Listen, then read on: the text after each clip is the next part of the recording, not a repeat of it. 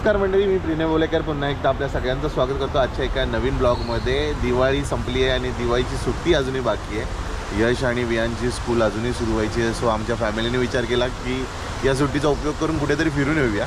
So आज आम्ही त्यासाठी चाललेलो आहे पुण्याला आणि पुण्याला जाऊन आपण आज प्रति बालाजीचं दर्शन घेणार आहे। त्याचप्रमाणे आणि काही स्पॉट आपण कव्हर करणार आहोत। सो आता आपण निघतोय। आता सकाळचे 7:30 वाजलेत आणि वातावरण एकदम शांत आहे सकाळी, पण आकाशात बरेच ढग जमलेले आहेत। काय कळत नाही आहे की वातावरण कसं असेल।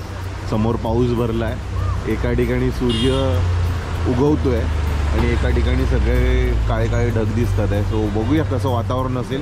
मे बी पाऊस पडेल अशी चिन्ह आहेत। ॲज युजल आपला पहिला होल्ड हा CNG पंपवरती असतो नेहमीच, कारण कुठे जाताना CNG फुल करावीच लागते। सो आता आपण आलेलो आहे CNG पंपावर आणि ते गाडी आपण लावलेली आहे। थोडं प्रेशरचा इश्यू आहे त्यामुळे वेळ लागतो आहे।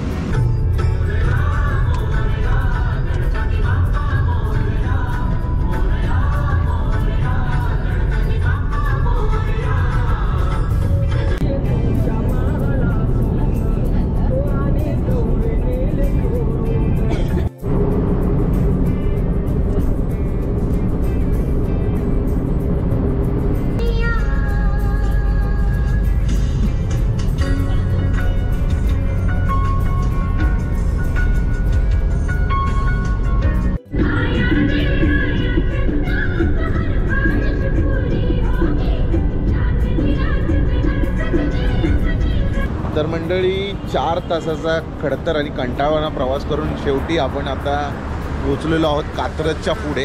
इथे आपण एक थोडं नाश्त्यासाठी होल्ड केलं आहे, कारण रस्त्यात कुठेच थांबलो नाही आणि खूप ट्रॅफिक होतं। लोणावळ्यात तर एवढं ट्रॅफिक काय किती वर्ष झाली की तो प्रॉब्लेम आहे, पण खूप सॉर्ट आउटच होत नाही आहे। विचार केला पाहिजे त्याबद्दल पण।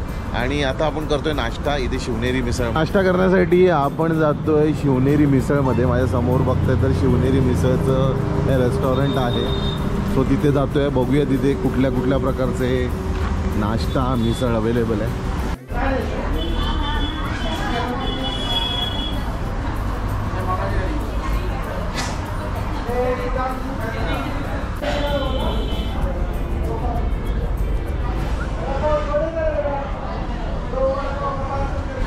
ऑर्डर करतोय। ऑर्डरमध्ये आम्ही केले 3 मसाला डोसा केलेत आणि एक वडा उसळ आणि पंकजसाठी एक मिसळ पाव। स्वतः वाट बघते कारण भूक भरपूर लागली आहे। माणसं बराच वेळ थांबली होती नाश्ता करण्यासाठी।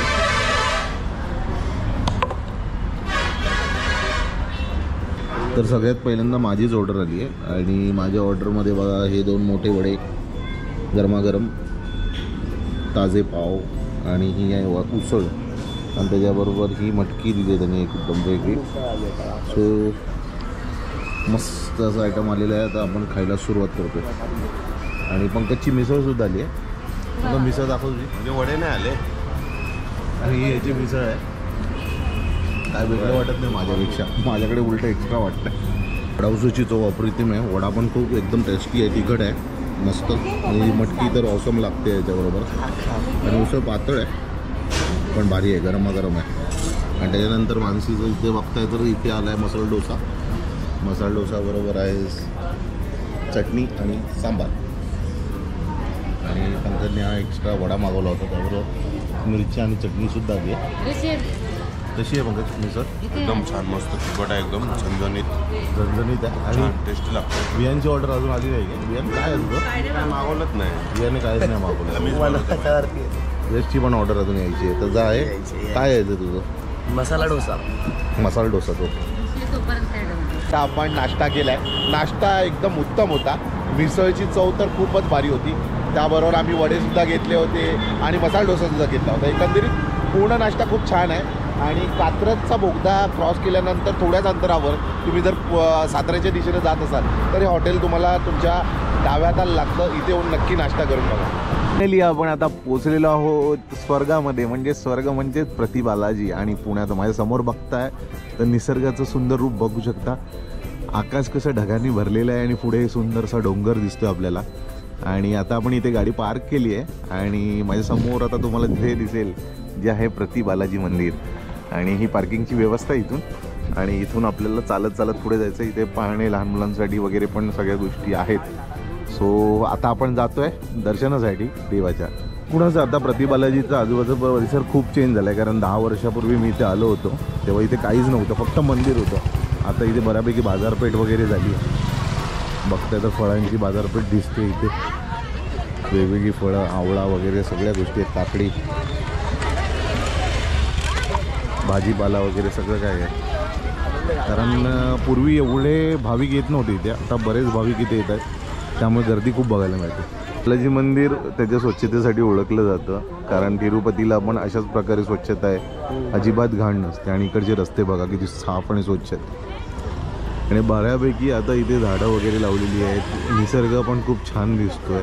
आणि इथे वॉशरूम, त्या वॉशरूममध्ये पण इथे पादत्रांना म्हणजे चप्पल अलाव नाही आहे, ते इथे बाहेर काढावे लागतात.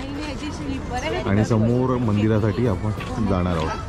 मंदिराच्या एंट्रन्समध्येच तुम्ही जर बघताय तर इथे चप्पल स्टँड आहे, तर इथे आपल्याला चप्पल काढून ठेवायची असते, चप्पल बूट. आणि इथे पुढे मंदिर आहे, बघू शकता तुम्हाला. आता बघावं लागेल की पुढे शूट करायला अलाव आहे की नाही. जर परमिशन असेल तर आपण मंदिराच्या अवतीभोवतीचा परिसरसुद्धा कव्हर करू. माझ्यासमोर बघताय तर ही आहे दर्शनाची लाईन. इथूनच दर्शनाची लाईन सुरू होते आणि या पूर्ण मंदिराला वेढा घालून मग मुख्य प्रवेशद्वाराने देवाचं दर्शन घेता येतं आपल्याला.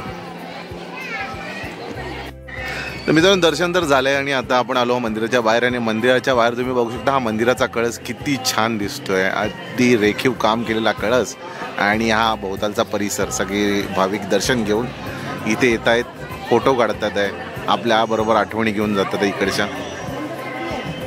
त्यातून बाहेर येऊन कमीत कमी आम्हाला अर्धा तास झाला आहे, पण यांचं फोटो सेशन काय संपतच नाही.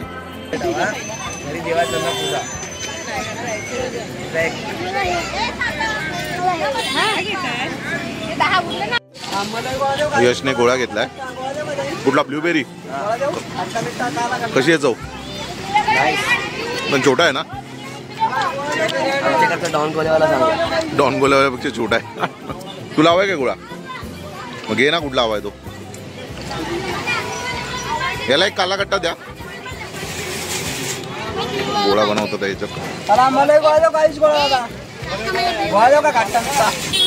चम्मच गोला घेतोय आणि हा चम्मच गोला बनतोय आपला. हो, मसाला टाका ना. नाहीतर मसाला वगैरे टाकून आपला चम्मच गोला बनतोय. हो हो. कुठला फ्लेवर घेतलाय? काय आहे तो? हा आपला चम्मच गोला रेडी झालाय. ते बघताय तर केवढे मोठे मोठे सीताफळ, पेरू विकायला ठेवलेले आहेत. सीताफळ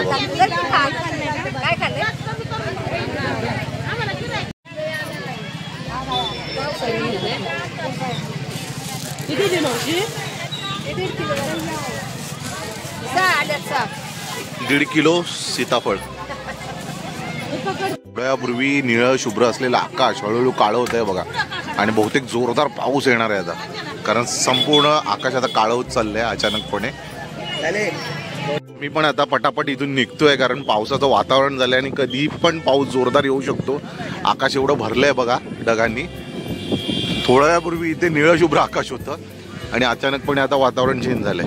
सो चला पटापट आपली गाडी काढूया आणि निघूया. आज आम्हाला ना इथे ससा पालन हाऊस दिसला, म्हणजे रॅबिट हाऊस दिसला. सो आम्ही इथे थांबलो आणि इथे बघतोय तर इथे आपल्याला ससे दिसतात जे तुम्ही विकतही घेऊ शकता. तर हा बघा काय भारी ससा दिसतोय. डोळे अगदी लाल लाल आहेत आणि विक्रीसाठी ठेवले आहेत, म्हणजे आपण विक्रीला घेऊन घरी घेऊन जाऊ शकतो यांना यांचं पालन करण्यासाठी. आणि याचे डोळे लाल काळे आणि याचे डोळे बघताय तर लाल लाल आहेत. एकदम भारी दिसतोय हा. आणि इथे बघताय तर ह्याचं पिल्लंसुद्धा आहे, छोटी छोटी पिल्लंसुद्धा आहेत. आणि त्यांची मम्मी आहे ना वियान, ही त्यांची मम्मी आहे ना. तुला हवा आहे काय ससा? पप्पाला बोल ना एक घेऊन द्यायला. मग पप्पा छोटावाला नाही बा, ह्याच्यातला घ्यायला लागेल आपल्याला.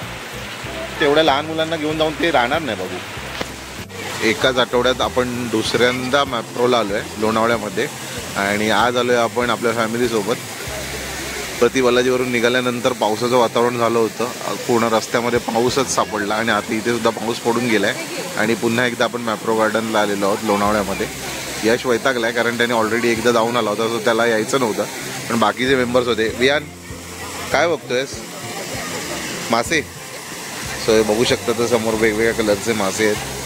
त्याच्यामध्ये गोल्डफिश आहे, कोय आहे. तुम्हाला प्रश्न पडला असेल की अचानक मी अशा प्रकारचा फोटोज का दाखवतोय. तर झालं असं की आपला परतीचा प्रवास जेव्हा चालू होता, आपण बेलापूरला आलो त्यावेळेला एका गाडीने आपल्याला मागून डॅश केला आणि त्यामुळे मागचा जो भाग आहे गाडीचा तो आतमध्ये दाबला गेला. त्याचबरोबर बाजूचं जे बंपर होतं ते सुद्धा निघालंय. गाडीला बराच मार लागला.